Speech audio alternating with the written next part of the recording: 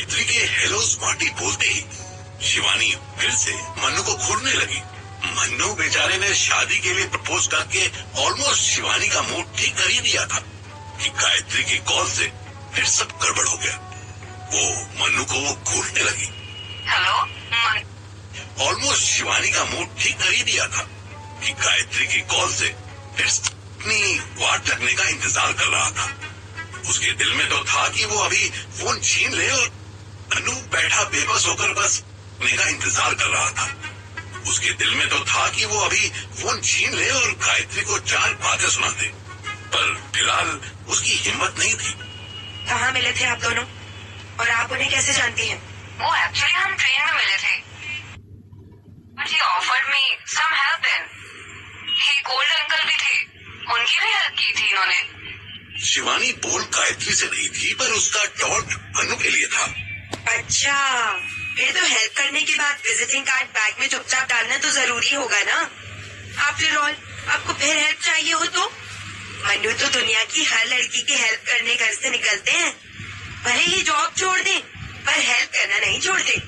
क्यों मन्नू जी? क्या यार शिवू, ऐसे तानेबाजी कब से करने लगी तुम?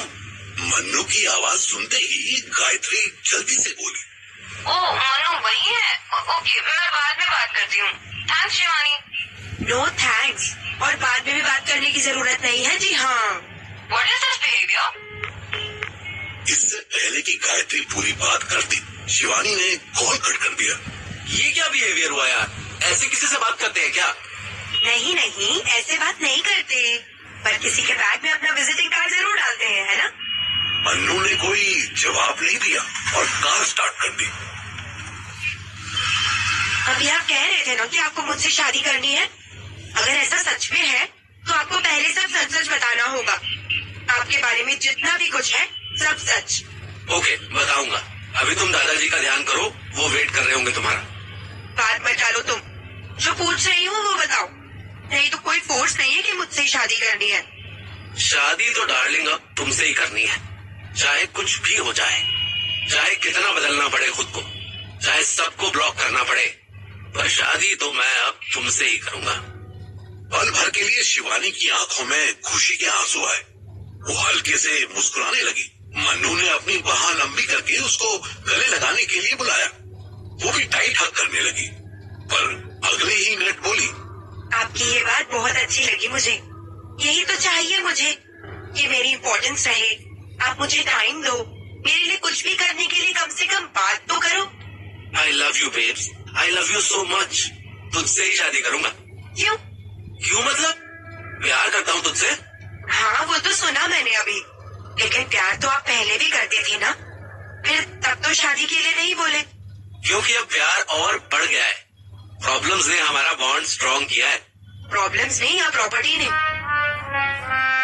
मन्नू को ऐसा लगा जैसे उसे एक साथ 100 मधुमक्खियों ने काट लिया हो। ये कैसी बात कर रही हो यार? प्रॉपर्टी का क्या लेना देना? वो तो मेरे बापू ने। क्या आपके बापू ने? अरे कुछ नहीं, वो ऐसे कहते रहते हैं कि मैं तुझे प्रॉपर्टी से बेदखल कर दूंगा, ये वो फलाना ढिमकाना, लेकिन ऐसा करते नहीं वो। शिवानी मन्नू से अलग हुई और फिर बोली, नहीं, मैं अपने घर की प्रॉपर्टी की बात कर रही हूँ। मेरे दादाजी के बाद सारी प्रॉपर्टी मेरे नाम होगी। यार ये बताया था, बट मुझे उससे क्या, वो तो तुम्हारा है। तुम्हें क्या लगता है कि तुम्हारी 10-15 लाख की प्रॉपर्टी के लिए मैं तुम्हें प्रपोज कर रहा हूँ? इतना टुच्चा समझती हो तुम मुझे? नहीं समझती, पर मेरे नाम 12 करोड़ की प्रॉपर्टी है, उसके लिए तो नहीं कर रहे। अरे बाप रे, इतनी कैसे? शिवानी मुस्कुराती और कार से बाहर देखने लगी। देखो शिवू, मुझे नहीं पता था कि तुम्हारे नाम पर इतनी प्रॉपर्टी है या हो सकती है, और मेरा कोई इंटरेस्ट भी नहीं है इसमें। पर तुम्हें ऐसा लगता है कि मैं प्रॉपर्टी के पीछे हूँ, तो मैं तुमसे शादी नहीं कर रहा। तुम घर जा रही हो, तुम देख लेना जैसा तुम्हें ठीक लगे। अब आप मुझे छोड़ रहे हैं? आपका प्यार कहाँ गया? मेरा प्यार मेरे मान सम्मान से ऊपर नहीं।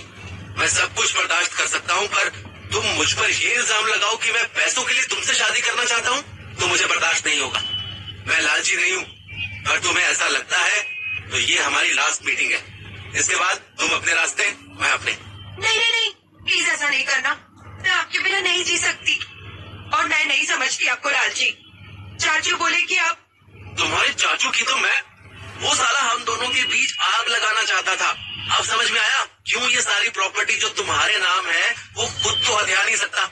लेकिन तुम्हारी शादी जिस लड़के से होगी, अगर वो तुम्हारे चाचू के मन का हुआ तो वो उस लड़के से पैसे ले लेगा ना। इतनी छोटी सी बात तुम्हारे भेजे में नहीं घुसी। ऐसा तो मैंने सोचा ही नहीं। आई एम सो सॉरी, मैंने आपको गलत समझा। मन्नू ने फिर अपनी बाह आगे बढ़ा दी। मन्नू फिर से लीड करने लगा। शिवानी तुरंत उसकी बाहों में आ गई और छाती पर एक मुक्का मारते हुए बोली, पर आप लड़कियों से बहुत ज्यादा मिलना जुलना बंद कर दीजिए। मैं बता रही हूँ, मुझे कोई अफेयर पता लग गया ना तो क्या धमकी पूरी करो, वरना शादी नहीं करोगे मुझसे। वरना मैं जहर खा लूंगी। मन्नू इसके बाद कुछ ना बोला। वो चुपचाप चंडीगढ़ तक ड्राइव करता रह गया। रात 9 बजे आफताब अपने फ्लैट में शैंपेन की बोतल लेकर आया था। उसकी आधे घंटे की मीटिंग कई घंटे चली थी। इस बीच गौरव और सुहाना 2 बार इंटीमेट हो चुके थे।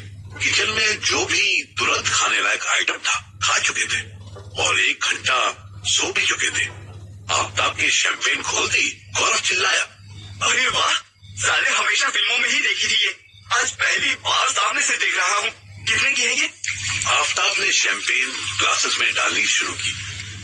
अरे क्या फर्क पड़ता है कितने की, पी के देख, टेस्ट बता कैसा है। यार ये है तो कड़वा ही। बंदर क्या जाने शैंपेन का स्वाद। टेस्टी है यार, बहुत टेस्टी, आई लाइक इट। पर सिर्फ इतने से काम नहीं चलेगा। हाँ हाँ बोलो ना, क्या चाहिए, अभी ऑर्डर करता हूँ। सुहाना ने गौरव की तरफ देखा। जो चाहिए वो ऑर्डर से नहीं मिलेगा, मुझे काम चाहिए, मैं घर से भाग चुकी हूँ। सुहाना ने गौरव पर रेप चार्ज लगाने और फिर जेल जाने से लेकर मन्नू के पैसे देकर छुड़ाने तक की सारी कहानी आफताब को सुना दी। पूरी बात सुनकर आफताब तसल्ली से बोला, तू बता गौरव, तुझे क्या चाहिए? मुझे दिल्ली भेज दे कल सुबह, बस मुझे और कुछ नहीं चाहिए। मेरे पास मन्नू सर के दिए पैसे बचे ही नहीं, वरना मैं खुद ही फ्लाइट की टिकट कर लेता। ठीक है डन। मैं टिकट तो नहीं कर सकता, पर तू अगर एयरपोर्ट चला जाए तो मैं तेरी टिकट फाइनेंस जरूर कर सकता हूँ। डन, मैं रात को यहीं रुक जाऊँ फिर। सारे ये भी कोई पूछने की बात है, आराम से रुक। और सुहाना, तुम्हारे लिए फिलहाल ये कर सकता हूँ कि मेरे साथ रहो, मेरा काम मैनेज कर लो। मुझे इतने सारे लोग इतना कुछ बता रहे हैं कि मैं शेड्यूल ही नहीं समझ पा रहा हूँ। अगर तुम्हें कोई। सुहाना ने पूरी बात भी नहीं सुनी। डन, जी, आई एम रेडी। गुड। हाँ बस आसिफा रह गई है, वो भले ही गुस्से में चली गई पर उसका हक तो बनता है, मैं कुछ तो उसके लिए भी करूंगा। अचानक प्रीतम ने उसके फ्लैट का दरवाजा खोला और चिल्लाया, अबे अफ्ताब, तू साले यहाँ पर पार्टी कर रहा है? देख न्यूज लगा, तेरे चक्कर में हमारा जुलूस निकलने वाला है। क्यों, क्या हुआ? अबे तू न्यूज देख रहा। 100 इंचेस स्क्रीन पर आफताब ने जल्दी से बॉलीवुड न्यूज चैनल लगाया। उसमें कुछ पेपराजी खचाखच फोटो लेने में लगे थे। क्या हुआ है यार, वही रोज का तो ड्रामा है। अरे अभी तो न्यूज आ रही थी, चैनल इधर उधर कर। आफताब ने फिर चैनल बदला। रोज तक न्यूज चैनल लगाया तो देखा आसिफा टीवी कैमरे के सामने रो रही थी। एक बेहुदा सा एंकर जोर जोर से हल्ला मचा रहा था। ओ बेंचो, ये तो अपनी आसिफा है, यहाँ से निकली तो सीधे टीवी चैनल पहुंची। देखिए, फिर एक लड़की हुई बॉलीवुड इंडस्ट्री में होती राजनीति की शिकार। ये लड़की आम लड़की नहीं, बल्कि एक कलाकार है, ये एक आर्टिस्ट है। आपके फेवरेट गाने लिखती है ये लड़की। पर देखिए, आज हो गई है ये भी पैट्रियार्ची की शिकार। ये पैट्रियार्की कौन है? साले आफ्ताब के बच्चे, तूने फिर से नाम बदल लिया क्या? पैट्रियार्की मतलब पितृसत्ता। गौरव को फिर भी कुछ समझ न आया। वो सुहाना के कान में फुसफुसाया, ये पितृसत्ता क्या है यार? कान की गांड मत मार, सुनने दे। गौरव चुप होकर गूगल करने लगा। कब तक खोदा रहेगा ये बॉलीवुड में? या माइनॉरिटी के साथ यही सलूक किया जाएगा? आफताब ने देखा कि आसिफा वहाँ से जा भी चुकी थी, फिर भी न्यूज एंकर बड़बड़ किए जा रहा था। उसने टीवी बंद कर दिया। टीवी बंद करने से गॉसिप्स बंद नहीं होंगी यार। यार ये सब तो आए दिन सुनते ही रहते हैं सब, इतना क्यों टेंशन ले रहे हो? मैंने बोला था आसिफा को कि मैं कोई हेल्प कर देता हूँ, पर वो रूठ के चली गई। तो बताओ क्या करूं? मैं क्या बताऊं साले, टीवी वाले तुझ पर नहीं हमारे स्टूडियो पर इल्जाम लगा रहे हैं। एक तो जब से सुशांत के आए ना तब से छोटे हंगामे भी हमारी गाड़ में बम्बू बनकर घुस जाते हैं। यार तुम्हें आसिफा से उसके गाने नहीं छीनने चाहिए थे, मुझे 5 की जगह 4 दे देते, मैं तो एक ही मांगने आया था ना। भाई मेरे ये डिसीजन मैं नहीं लेता, अब ये सब मत बोल। अब अगर किसी झंडा उठाने वाले ने केस कर दिया तो तेरी रिकॉर्डिंग बढ़ जाएगी, हो सकता है सोनू सर भी बैक कर जाए। क्योंकि आफ्ताब सर ने मुझे एज एन असिस्टेंट अपॉइंट किया है, इसलिए आफ्ताब की तरफ से मैं एक सोल्यूशन देना चाहती हूँ। आई एम श्योर वो सोल्यूशन वर्क करेगा। सब सुहाना का मुंह देखने लगे। आफ्ताब के फ्लैट पर अभी रात की पार्टी शुरू भी नहीं हो पाई थी कि प्रीतम ने आकर एक बुरी खबर सुना दी। आसिफा ने रोते हुए मीडिया के सामने स्टेटमेंट दे दी कि उसका सॉन्ग किसी और को दे दिया गया था। मीडिया ने इस न्यूज को ऐसे लिया जैसे कि किसी लड़की से गाना छीनकर किसी लड़के को दे दिया गया था। विशाल के म्यूजिक स्टूडियो के अगेंस्ट स्पैश पेट्रियार्की के हैशटैग शुरू होने ही वाले थे कि सुहाना को एक आइडिया सूझ गया। सब उसका सोल्यूशन सुनने का इंतजार करने लगे। Yes, I have a solution. ऐसे मत देखो मुझे, बताती हूँ। प्रीतम उल्लू की तरह उसका मुंह देख रहा था। आफ्ताब ये कौन है? ये लड़की है कौन? और तू साले इतना बड़ा स्टार कब से बन गया कि अपनी असिस्टेंट रखने लगा? तेरा कॉन्ट्रैक्ट अभी इन प्रोसेस है, तू क्यों? ओ भाई अभी ज्ञान मत दे। सुहाना तुम बताओ क्या सॉल्यूशन है? मैं सॉल्यूशन बताने से पहले 2 मिनट अकेले में तुमसे बात करना चाहती हूँ। गौरव ने आफ्ताब की तरफ देखा और सिक्का उछालने का इशारा किया। आफ्ताब नहीं समझा तो उसने नोट गिनने का इशारा किया। अबे पैसे की बात पहले करना चाहती होगी, झंड है साली, अपनी माँ पे गई है भाई, देख ले तू, तेरा तो कॉन्ट्रैक्ट भी अभी इन प्रोसेस है। आफ्ताब मुस्कुराया और बेडरूम की तरफ चल दिया। सुहाना भी पीछे पीछे आ गई। हाँ बोलो क्या बात करनी है? तुम्हें अपना एम्प्लॉयर बनाकर मुझे क्या मिलेगा? क्या ये अभी डिस्कस करना जरूरी है? यस, मैं नहीं चाहती कि मैं भी आशिफा की तरह बाद में रोती फिरूं। तुम्हें नहीं लगता कि आसिफा खुद अपनी गलती से रो रही है? मैंने उससे कोई धोखा नहीं दिया। एग्जैक्टली, इसलिए मैं अपनी गलती से नहीं रोना चाहती। मुझे 1 लाख पर मंथ सैलरी की गारंटी दो। पागल हो गई हो? अगर आसिफा ने केस कर दिया या कोई पंगा हो गया तो क्या करेगी मेरी गारंटी? अभी मौके की नजाकत को। आशिफा कुछ नहीं करेगी, इसकी मैं गारंटी देती हूँ ना। मैं उसके मुंह से ये स्टेटमेंट भी ले लूंगी कि उसने तुम्हारी या विशाल सर के अगेंस्ट कुछ नहीं बोला। मीडिया वालों ने उसकी बात को गलत पोर्ट्रे किया। अब खुश? मेरे पास सॉल्यूशन है, मुझे तुम्हारा कमिटमेंट चाहिए। मैं इतना जल्दी तुम्हारे साथ कोई एग्रीमेंट कैसे कर सकता हूँ? I can trust your words. I know you are a man of words. बोलो। ठीक है फिर अगर 1 करोड़ आते हैं तो मुझे ऐसा कोई लालच नहीं है। अगर मगर नहीं, 1 lakh per month, 12 lakh per year तुम्हारी सैलरी होगी सुहाना, विदाउट टीडीएस डिडक्शन। ये बोलो। आफ्ताब समझ गया कि ये लड़की बहुत तेज थी। ठीक है, 1 लाख पर मंथ यानी 12 लाख पर ईयर तुम्हारी सैलरी होगी सुहाना। खुश? सुहाना ने कोई जवाब नहीं दिया और रूम का डोर ओपन करके बाहर चली गई। आफ्ताब भी पीछे पीछे गया। प्रीतम और गौरव इन दोनों के बोलने का इंतजार कर रहे थे। आफ्ताब सर, जो आपने मुझसे रूम में कहा वो ही बात इन दोनों के सामने भी बोलिए प्लीज। क्या बेहूदगी है ये? अभी तो बोले तुम कि तुम्हें मेरी जुबान पर पूरा भरोसा है, और अब मुझे भरोसा है, इस गौरव को भी भरोसा हो जाए ना।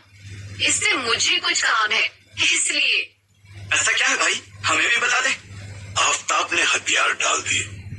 महीने के 1 लाख और साल के 12 लाख रुपए मैं तुम्हें देने का वचन देता हूँ सुहाना जी। अब बताओ क्या बात है, क्या सॉल्यूशन है? सुहाना के चेहरे पर खुशी की 3 इंच लंबी स्माइल आ गई। प्रीतम से ज्यादा गौरव की आंखें फटी रह गई। उसके मामा ने तो उसे अब तक बताया भी नहीं था कि उसको कितनी सैलरी मिलने वाली थी। ओके, सो गाइस, सॉल्यूशन ये है कि जैसा अवतार सर के मिलने से पहले डिसाइड था, सिंगल सॉन्ग का एक कॉन्ट्रैक्ट म्यूजिक स्टूडियो आसिफा के साथ करेगा, उसको क्रेडिट देगा अमाउंट जो भी म्यूजिक कंपनी डिसाइड करे, जितनी जल्दी हो सके ये कॉन्ट्रैक्ट बनाकर मुझे दे दो। भले ही अभी ऑनलाइन बनवा दो। मैं असीफा को कन्विंस कर लूंगी कि वो ये कॉन्ट्रैक्ट एक्सेप्ट कर ले और मीडिया में ही ये बात बोले कि उसकी स्टेटमेंट को रॉन्ग इंटरप्रिटेशन के साथ आगे लाया गया था। रियलिटी में वो विशाल सर के स्टूडियो को सपोर्ट करती है, राइट? उनके साथ काम करना चाहती है। That's it. इस आइडिया के लिए तुझे 1 लाख रुपए पर मंथ चाहिए। तू येड़ी है क्या या ये आफ्ताब चूतिया है?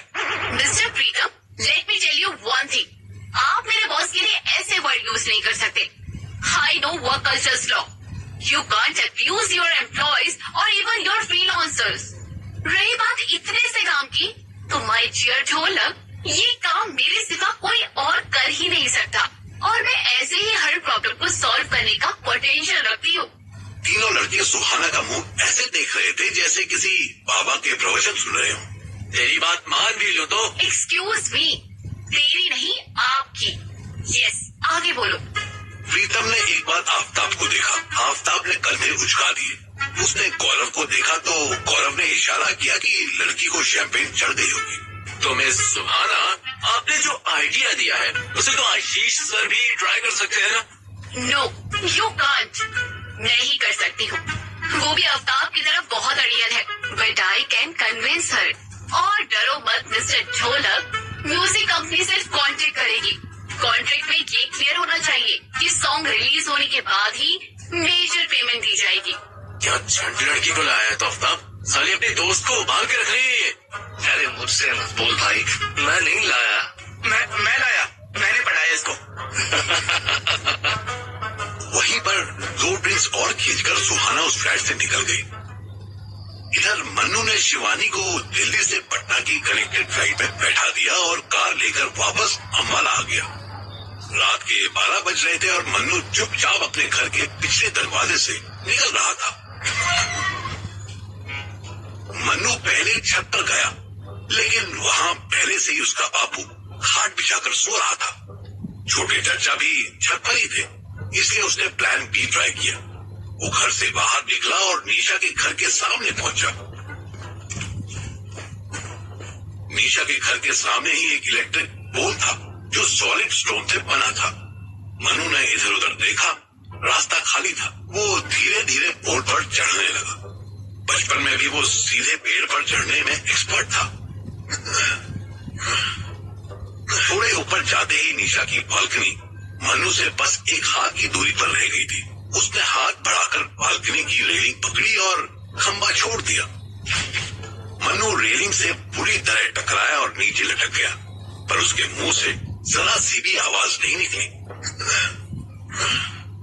थोड़ी सी मेहनत से ही वो बालकनी भी आ पहुंचा। निशा पहले से ही रूम की लाइट्स डिम करके रेड कलर की नाइटी पहने बेड पर 11 आडवाणी बनी आधी लेटी हुई थी। बहुत देर कर दी आने में। पूरे पटना तक छोड़कर आए हैं क्या? बकवास न कर। ला, थोड़ा पानी पिला। ओहो, इतनी दूर तक छोड़ के आया है कि बॉडी का सारा पानी भी खत्म कर दिया। वाह। बोला ना बकवास मत कर। तूने तो आज मेरे बापू से मुझे गोली पड़वाई दी थी। मेरे आने तक तो वेट कर लेती। ओह तेरी, उसको भी पता चल गया मेरे पेट के बारे में। मुझसे ड्रामे ना किया कर। मैंने नंगा देखा है तुझे। तूने ये बात अपनी माँ को बताई ही इसलिए थी कि मेरे घर में सबको पता चले। निशा ने कोई जवाब नहीं दिया, बस कमीनों वाली स्माइल करने लगी। मन्नू बेड पर उसके साथ ही बैठ गया और उसके गोरे गोरे पैर सहलाने लगा। अब बिना नौटंकी करे ये बता कि तू चाहती क्या है?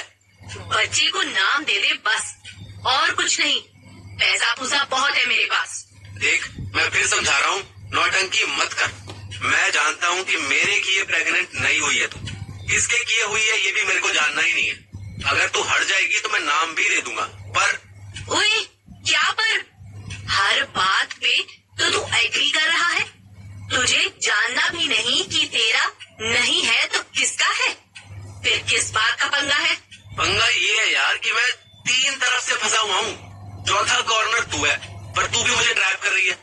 देख, बापू की धमकी है कि शिवानी से ब्याह कर वरना जायदाद से बाहर कर दूंगा।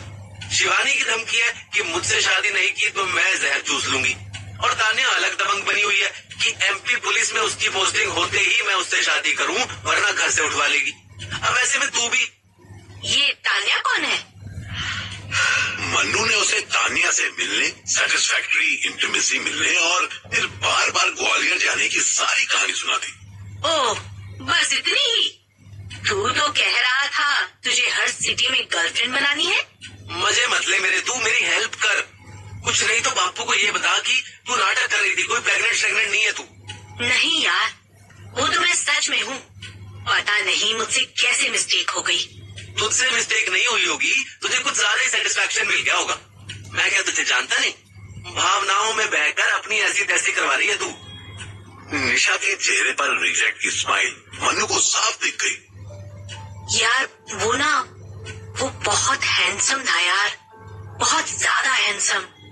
मैं जलंधर गई थी लास्ट मंथ, वही मिला मुझे। And he was so innocent, attractive, sexy of course. थोड़ा नशे में था पर बहुत बहुत एंजॉय किया मैंने। देख एविन, प्यार में पड़ के अपनी लाइफ से खिलवाड़ मत कर। या तो इसको रिमूव कर और या उस लड़के से कह दे कि वो तुझसे शादी करे। नहीं कह सकते यार, वो बहुत हैंडसम, बहुत सेक्सी। हाँ, बहुत हरक्यूलीज है वो, टोनी स्टार्क है वो, शक्तिमान है वो। आगे बता, शादी क्यों नहीं कर सकती? क्योंकि वो भी बड़ा वाला ठरकी है, वो एक जगह बन नहीं सकता।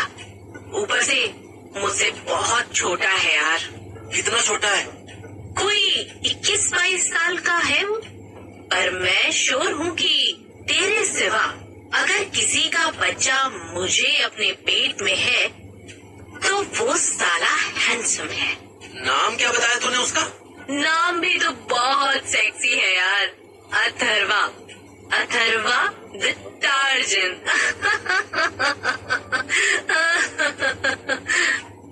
अथर्व का नाम सुनते ही मन्नू की कान में कुछ घंटी बजी। वो एक टक निशा को घूरने लगा। बस देखता ही रहेगा। निशा ने अपनी पतली सी नाइटी घुटनों के भी ऊपर कर दी।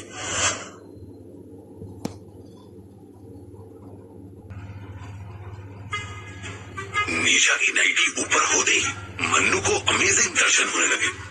निशा नाइटी के अंदर कुछ भी नहीं पहने थी, लेकिन मन्नू ने खुद पर कंट्रोल करने की कोशिश की और मुंह घुमा लिया। अरे अब देखेगा भी नहीं? नहीं यार, तू समझ बात को। क्या समझू पता ना, समझा तो जरा मुझे भी। ये देख क्या हुआ मुझे। निशा की उंगलियां उसकी खुद की बॉडी पर देखकर मन्नू का मुंह सूखने लगा। वो नर्वस होने लगा। मान जा यार, देख तू प्रेग्नेंट भी है और मैं अब ये सब नहीं करना चाहता। मेरी पहले ही पूरी तरह फटी पड़ी है। सुन ना, अभी तो हुआ ही है, बस फर्स्ट मंथ ही नहीं है। डोंट वरी, सब सेफ होगा। तू आना साले, नखरे ना कर।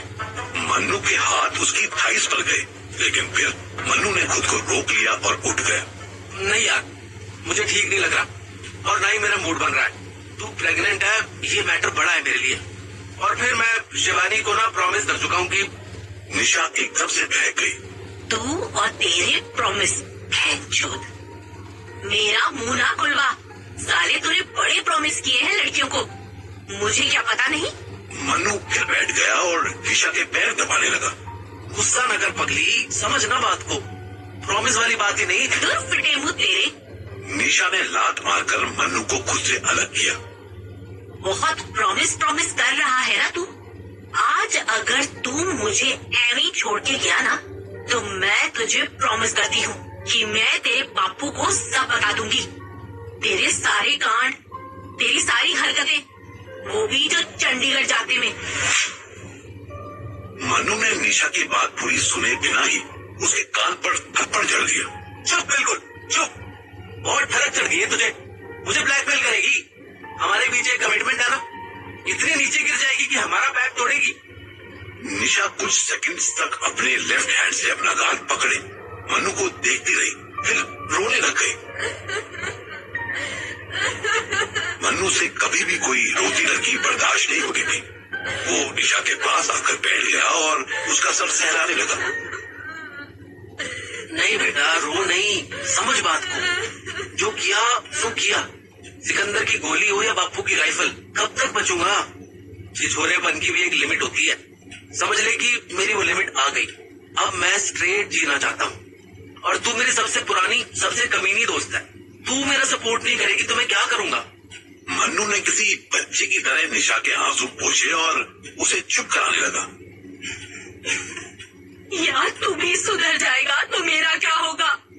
आजकल के लड़के जो बिल्कुल फुस्सी हो गए हैं यार। क्यों? तेरा अथर्व तो फुस्सी नहीं है ना, उसके साथ कर लियो। तूने बताया कि वो महाठगी है। अरे पर तेरी वाली बात थोड़ी है उस बच्चे में। तेरे जितना करारा नहीं है वो। बस बस मक्खन ना मार, मैं ब्रेड नहीं हूँ। सीधे सीधे बता, जिसका बच्चा तू पेट में रखना चाहती है उसके साथ दोबारा क्यों नहीं कर सकती?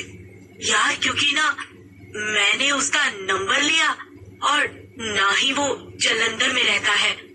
मैं बस उसे। मन्नू के चेहरे पर अमीनों वाली स्माइल देखकर निशा चौंक गई। No no no no no. क्या नो? कौन सी नो? डोंट टेल मी कि तू उसे जानता है। तू जानता है कि वो कहाँ रहता है ना? मे बी, अगर ये वही अथर्व हुआ तो हाँ, शायद जानता हूँ। निशा ने एक्साइटमेंट में मन्नू को जोर से गले लगा लिया। Yes yes yes yes, you super ठगी नहीं है साले, तू सुपर ठगियों का लॉर्ड भी है। ठगी लॉर्ड मन्नू है तू। नहीं यार, वो तो मेरे काम देवता है, उनका आशीर्वाद है बस। एनीवेज, उनके आशीर्वाद की अब मुझे जरूरत ना ही पड़े तो अच्छा है। तू वो सब छोड़ना यार, तू अथर्व को यहाँ ले आना। चल बे, अल्लाह समझे मुझे। मैं उसे बता दूंगा कि तू कहाँ है, ये तुझे बता दूंगा कि वो कहाँ है। That's it. अब मुझे जाने दे, बापू 4 बजे उठ जाएगा। उनसे कुछ बात करने के बाद ही मैं निकलूंगा यहाँ से। कहाँ जाएगा? वापस। मुल्ला की दौड़ मस्जिद तक, अकबर की दौड़ भट्टी तक और मन्नू की दौड़ दिल्ली तक। मन्नू उठने ही लगा था कि निशा ने जबरदस्ती उसका हाथ खींचकर उसे बैठाया और उसके होठों पर जोरदार किस कर दिया।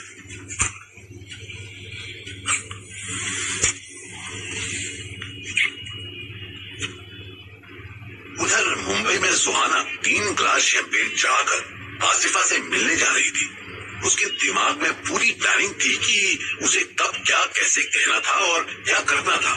बस एक ही दिक्कत थी कि आसिफा और सुहाना का घर बहुत आसपास था। वो अगर आसिफा के घर डायरेक्ट चली जाती तो उम्मीद थी कि कोई ना कोई उसके घर का आसपास मिल जाता। इसलिए सुहाना ने एक मूड़ी लिया और उसके घर से थोड़ी दूरी पर एक छोटे से बर्गर पॉइंट के पास से उसे कॉल किया। सुन डार्लिंग, जल्दी से चुपचाप घर से निकल और बर्गर पॉइंट पर मिल, जल्दी। यार तू पागल है क्या? तू घर से भाग गई?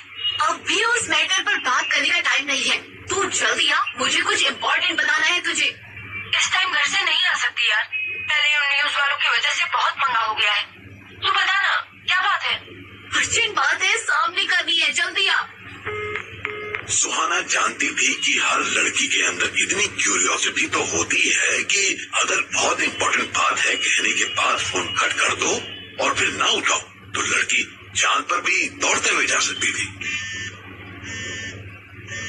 सुहाना ने अपना फोन वाइब्रेशन पर कर दिया था।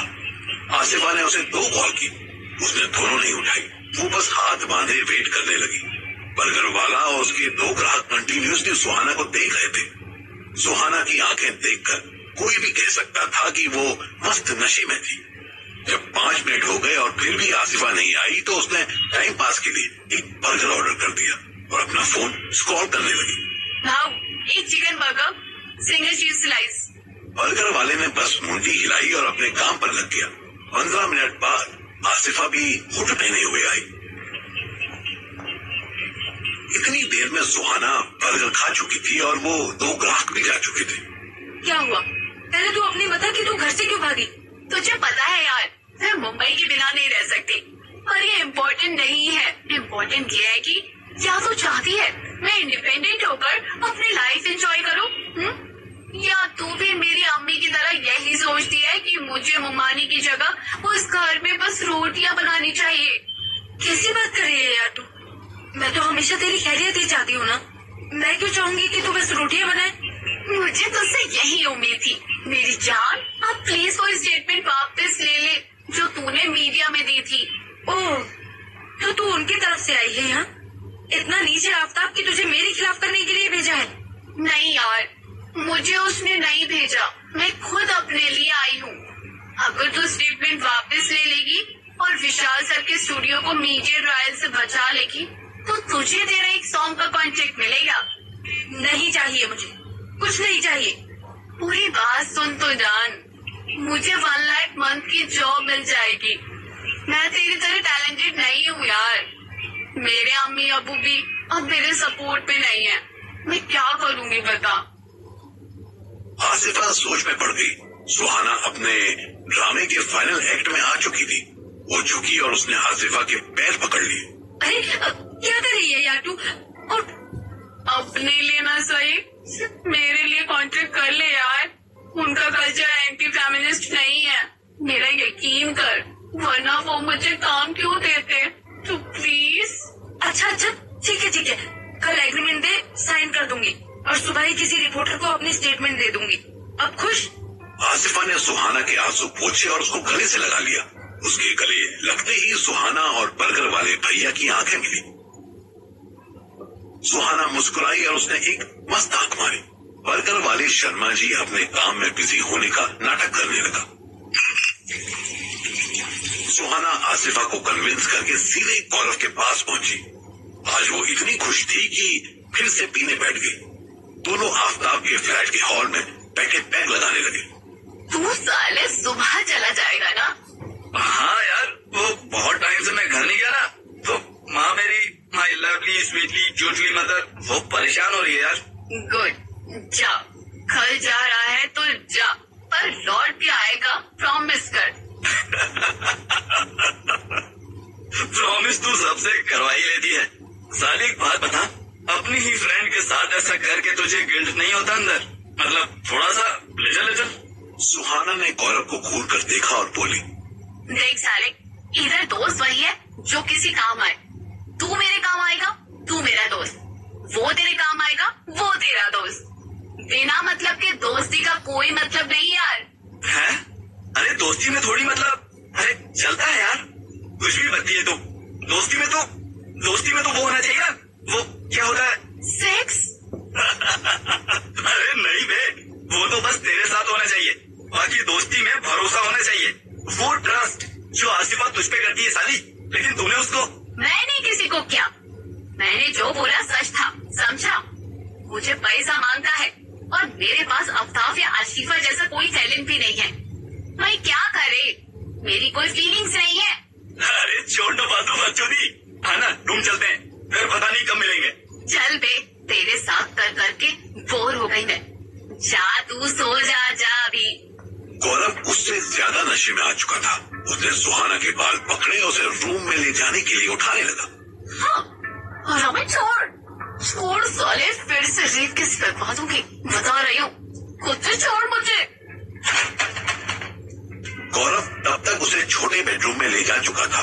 उस रूम में एक छोटी सी स्टडी टेबल रखी थी। गौरव वहां का सारा सामान जमीन पर गिराने लगा।